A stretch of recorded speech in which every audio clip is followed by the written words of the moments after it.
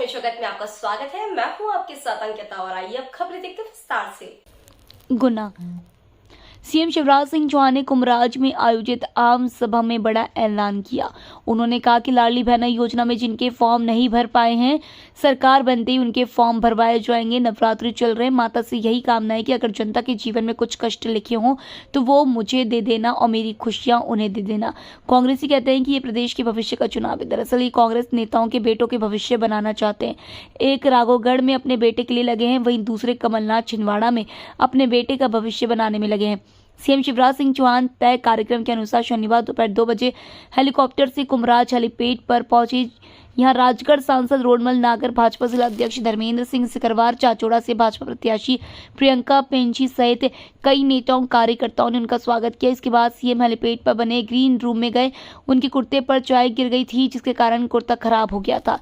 इस वजह से उन्होंने सबसे पहले अपने कपड़े बदले। इसके बाद उन्होंने कार्यालय का उद्घाटन किया।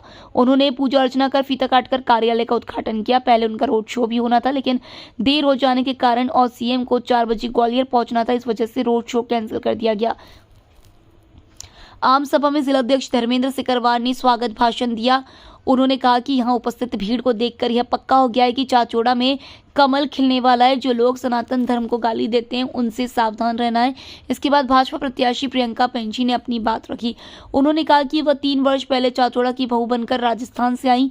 यहाँ की जनता ने उन्हें भरपूर प्यार दिया। 2003 से पहले प्रदेश खस्ताहाल था। जो भी विकास किया है वो केवल भाजपा सरकार ने ही किया है।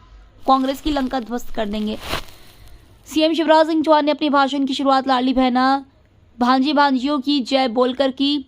उन्होंने कहा कि सीएम ने कहा कि नवरात्रि चल रहे हैं, माता से यही कामना है कि चाचौड़ा की जनता के पैर में कुछ कष्ट लिखे हों तो वो मुझे दे देना और मेरी खुशियां उन्हें दे देना। यहाँ कार्यकर्ताओं में गदा भेंट किया है। मैं यह विश्वास दिलाता हूँ कि अत्याचार और अन्याय करने वाले आतताइयों और कांग्रेस की लंका उस गदा से ध्वस्त कर दूंगा। सीएम शिवराज सिंह चौहान ने कांग्रेस के साथ साथ आम आदमी पार्टी पर भी हमला बोला। चाचौड़ा से भाजपा की बागी ममता मीना प्रत्याशी हैं। सीएम ने कहा कि एक आम आदमी पार्टी है, उसके तो सभी नेता जेल में इतने भ्रष्टाचार किए। उन्होंने कहा कि एक तरफ भारतीय जनता पार्टी है, प्रधानमंत्री नरेंद्र मोदी है जो लोगों के मन में बसे हैं, दूसरी तरफ कांग्रेस है। इन्होंने एक गठबंधन किया। इंडी गठबंधन जब बढ़ जाती है तो सभी लोग एक पेड़ पर चढ़ जाते हैं। बंदर, भालू, शेर, बिल्ली सभी जान बचाने एक ही पेड़ पर चढ़ जाते हैं। नरेंद्र मोदी के नेतृत्व में जो विकास की बाढ़ आई है उसके खिलाफ सभी विपक्षियों ने ये गठबंधन किया है। कांग्रेस नेता बेटों के भविष्य बना रहे हैं। सीएम शिवराज ने कहा कि कांग्रेस के नेता कह रहे हैं कि ये चुनाव प्रदेश का भविष्य बचाने का चुनाव है। दरअसल वे अपने बेटों के भविष्य बनाना चाहते हैं। कांग्रेस ने चुनाव को बेटों के भविष्य बचाने का चुनाव बना दिया है। एक राघवगढ़ में है दिग्विजय सिंह, वो अपने बेटे का भविष्य बचाने में लगे हैं। छिंदवाड़ा में कमलनाथ, वो अपने बेटे का भविष्य बनाने में लगे हैं। मैंने सरकार नहीं चलाई, मैंने परिवार चलाया है। आप सब भाई बहन बैठे हैं, ये मेरा परिवार है। बेटी की आंखों में आंसू नहीं रहने दूंगा, उनके चेहरे पर मुस्कुराहट लाई। आज हमने बेटियों की पूजा की और ये पूजा संदेश है सारे मध्य प्रदेश को कि माँ, बहन और बेटी के सम्मान के बिना कोई सुखी नहीं हो सकता। नवरात्रि में मैं कह रहा हूं, जब से मुख्यमंत्री बने, भारतीय जनता पार्टी की सरकार बनी, कितनी योजनाएं बनाई। 2006 में बनाई लाडली लक्ष्मी। और लाडली लक्ष्मी क्यों बनाई? लाडली लक्ष्मी इसलिए बनाई थी कि बेटे ज्यादा पैदा हो रहे थे, बेटियां कम पैदा हो रही थी। और कई बार तो कोख कतल खाना बना दिया लोगों ने। बेटा आए तो आने दो, बेटी आए तो कोख में ही मार दो। मुझे लगा कि जब तक बेटी बोझ लगेगी तब तक ये दुनिया वाले बेटी को पैदा नहीं होने देंगे। और इसलिए हमने तय किया कि बेटी को वरदान बनाएंगे। मध्य प्रदेश की धरती पर बेटी लखपति पैदा होगी, इसलिए लाडली लक्ष्मी योजना बनाई।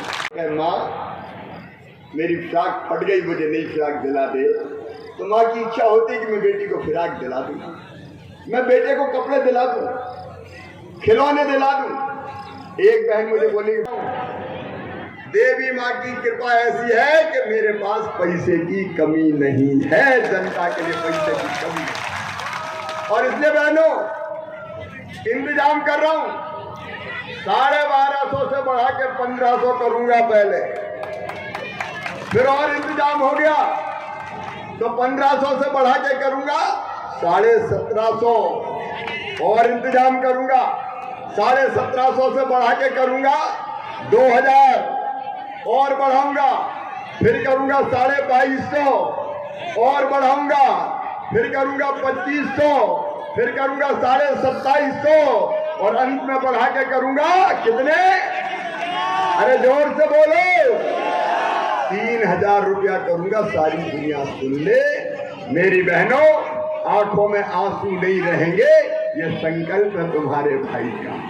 और लाडली बहना योजना के बाद, अच्छा मैं जरा शांत रहे बहनों, मैं तुमसे ही पूछ रहा हूं, बताओ लाडली बहना के बाद जिंदगी में बदलाव आया कि नहीं?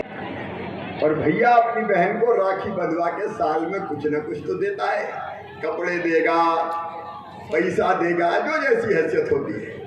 तो मेरे मन में आया कि बहनों का ये दुख दूर करना चाहिए, और इसलिए एक दिन रात भर नहीं मिलता। क्यों? अरे बोले मायके जाती हूँ तो भैया के बेटा बेटी दौड़ते हैं, बुआ जी आई है, हमारे लिए क्या लाई है। और जब अपने साहब से मैंने कहा कि पैसा दे दो, मायके जा रही हूँ, बोले जब दे। और वही पैसा वाले हो जाए तो कहते सेठ लकीराम की पधारिए। मेरी बहनों, पैसा इज्जत बढ़ाता है, और तुम्हारे भाई ने तुम्हें पैसा नहीं दिया, तुम्हारा मान दिया है, तुम्हारा सम्मान दिया है। मेरी बहनों, तुम्हारा सम्मान दिया, ये सम्मान कभी कम नहीं होगा।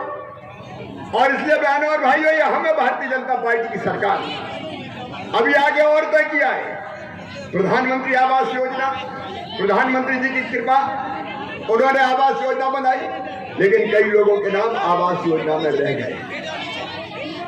अब आप बताओ मेरे बहनों और भाइयों, हर गरीब का पक्का मकान बनना चाहिए कि नहीं? जोर से बोलो। और इसलिए हमने बनाई मुख्यमंत्री लाडली बहना आवास योजना। इसने योजनाएं और बंद कर दी थी मेरी।